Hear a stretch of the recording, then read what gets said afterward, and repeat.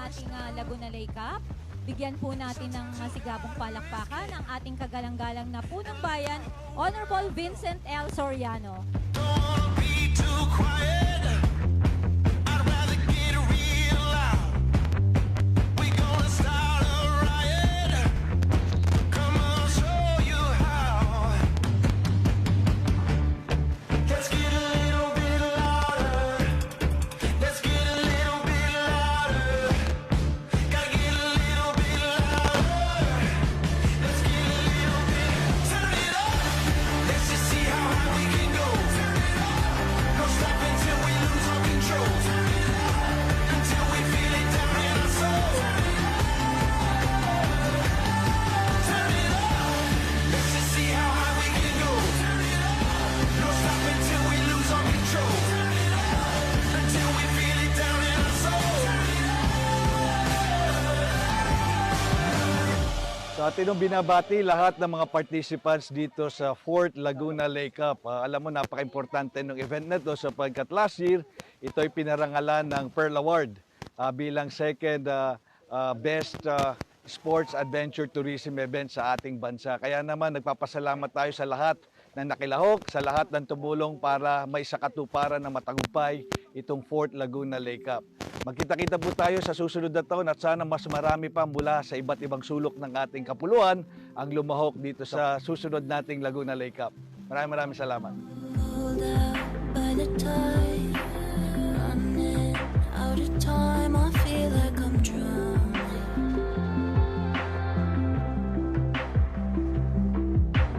No stars in the sky, and it's so hard. Tayo nauuna rito sa 4th District na nilagyan ng Philippine Coast Guard at siguro dahil sa ginagawa natin na kumbaga mga programa na may kinalaman dito sa lawa ng Laguna. Paano natin naisip itong competition na ito? Kasi sabi ko, lagi natin gagawin na yung mga challenges ay dapat ay i-convert natin o ita-transform natin into opportunities.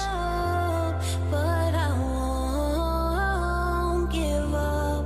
I'll hold on for one more day, for one more day,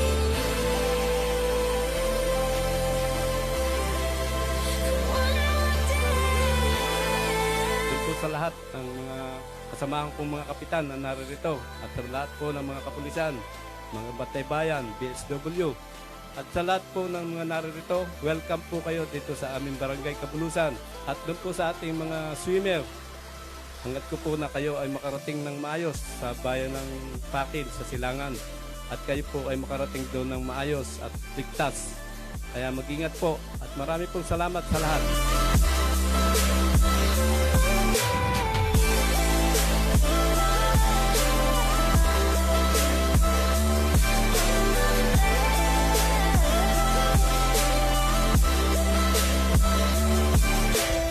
15 years old pa lang po siya nung nilangoy po niya yon noong 1965. So, para po magbigay ng inspirational message sa ating mga swimmers at sa ating lahat, akin pong ipinakikilala ang ating pong panauhin, si Miss Hedy Garcia Galang.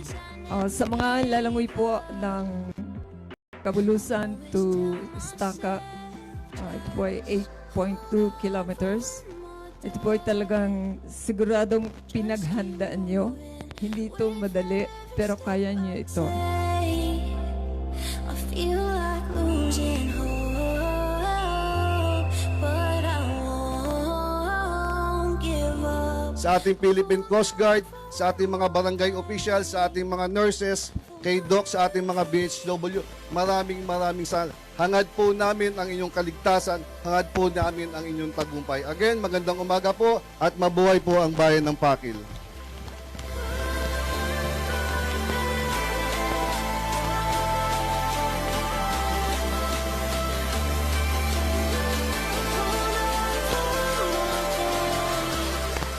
Again, nagpapatunay ito na ang bayan ng Pakil hindi lang mga kapwa bayan ng Kalabang kundi mga lungsod. Kaya naman po, challenge sa ating lahat to na ngayong taong to, pararangalan na Laguna Lake Cup bilang pinakamagaling, pinakamahusay na sports adventure tourism event sa buong Pilipinas. Kaya sa mga manlalangoy natin, maraming salamat sa participation nyo. Sa mga bankero natin, palakpakan natin mga bankero natin. Mabuhay ang bahay ng Bangil! Happy Turubang Festival 2022!